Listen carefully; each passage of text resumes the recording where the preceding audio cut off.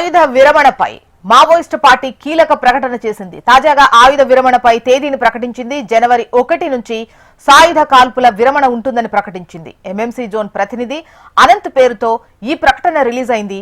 ఒక్కొక్కరిగా కాకుండా అందరూ ఒకేసారి లొంగిపోవాలని నిర్ణయించుకున్నట్టుగా తెలుస్తోంది. అధిక ప్రాధాన్యత ఇచ్చే సర్కార్తో వెళతామని వెల్లడించింది.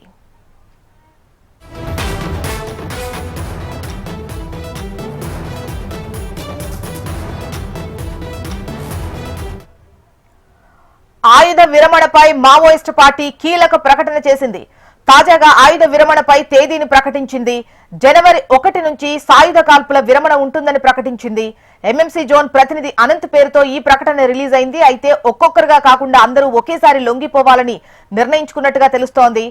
అధిక ప్రాధాన్యత ఇచ్చే సర్కార్తో వెళతాము అని చెప్పేసి మావోయిస్ట్ పార్టీ అంటోంది. డీటెయిల్స్ మనకు రవికిరణ్ అందిస్తారు.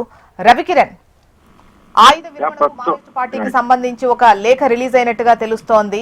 సో ఒక్కొక్కరుగా కాకుండా అందరూ ఒకేసారి లొంగిపోవాలి అని అనుకుంటున్నాం. ఎవరైతే ఎక్కువ ప్రాధాన్యత ఇస్తారో ఆ సర్కార్తో వెళ్తాము అన్నటువంటి ప్రకటన ఉన్నట్టుగా తెలుస్తోంది.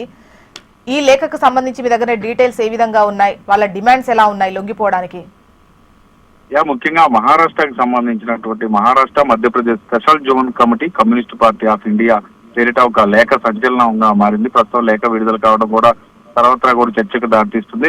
జనవరి 1, 2026 సాయుధ పోరాటాన్ని ముగించినట్లుగా నక్సలైట్లు ఎంఎంసీ జోనల్ కమిటీకి సంబంధించినట్టు వాళ్ళు అగ్ర నాయకత్వం నుంచి కూడా ప్రకటన విడుదల చేశారు. దాని తర్వాత కేంద్ర కమిటీ పోలిట్ బ్యూరో సభ్యుడు కామ్రేడ్ సోను దాదా, సిసిఎం కామ్రేడ్ సతీష్ దాదా మరియు కామ్రేడ్ చంద్రన్న మార్గంలో తాము కూడా వెళ్తామని చెప్పేసి లేఖలో పేర్కొనడం జరిగింది. అయితే ఇది లొంగుబాటు కాదు, మా కామ్రేడ్లు మళ్ళీ వచ్చే అవకాశం కూడా ఉండొచ్చు, కానీ విజ్ఞప్తి చేయడానికి వెళ్తున్నామంటూ కూడా వాళ్ళు తెలపడం జరిగింది.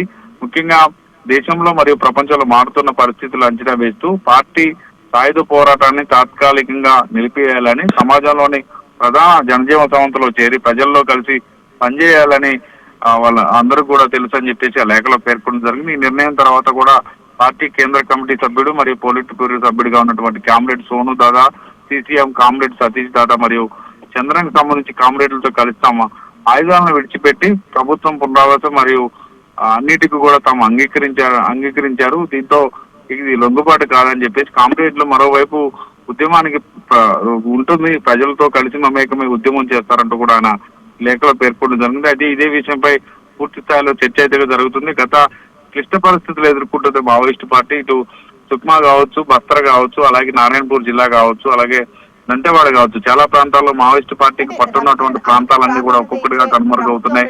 ఇప్పటికే మావోయిస్టులు వందలాదిగా లొంగిపోతున్నారు. మరోవైపు ఎన్కౌంటర్ లో కూడా చనిపోతున్న సిచ్యువేషన్ కనపడుతుంది. ఇది దెబ్బ మీద దెబ్బ తగులుతున్న నేపథ్యంలో మావోయిస్టు పార్టీకి సంబంధించి గతంలో కూడా అనేక మార్లు మావోయిస్టు పార్టీకి సంబంధించి దాన్ని వదిలేసి జనజీవనంలో రావాలని చెప్పేసి ప్రభుత్వం అటు సెంట్రల్ స్టేట్స్ ప్రభుత్వాలు రెండు కూడా చెప్తున్నాయి. ఈ నేపథ్యంలో వాళ్ళందరూ కూడా సంచలన విలేకరులు విడుదల చేస్తున్నారు. అయితే మావోయిస్టు పార్టీలో లుకలుకలు అనేవి బయటపడుతున్నాయి.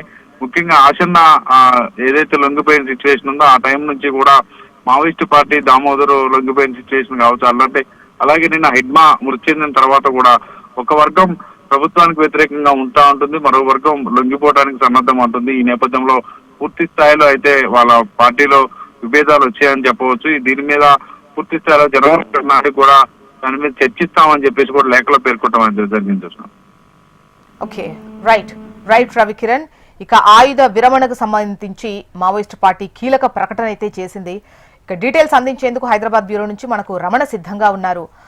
రమణ, ముఖ్యంగా ఇప్పుడు అంటే రిలీజ్ చేసినటువంటి లేఖకు సంబంధించి ఒక్కొక్కరుగా కాకుండా అందరూ ఒకేసారి జనజీవన స్రవంతిలో కలవడానికి అన్నటువంటి ఉద్దేశంతో ఆ లేఖ రిలీజ్ చేసినట్టుగా అనిపిస్తోంది. అట్ ద సేమ్ టైం ఇది లొంగుబాటు కాదు, అంటే ప్రజా సమస్యలపై పోరాటం ఉంటుంది, కాకపోతే జనజీవన స్రవంతిలో కలిసి ఆయుధాలని వీడి పోరాటం చేస్తాము అంటున్నారు. సో దీనికోసం ప్రభుత్వంతో చర్చలు జరపడానికి కోసము ఈ లేఖ రిలీజ్ చేసినట్టుగా అనిపిస్తోంది. అండ్ దీనిపై మీ దగ్గర ఉన్నటువంటి డీటెయిల్స్ ఎలా ఉన్నాయి రమణ?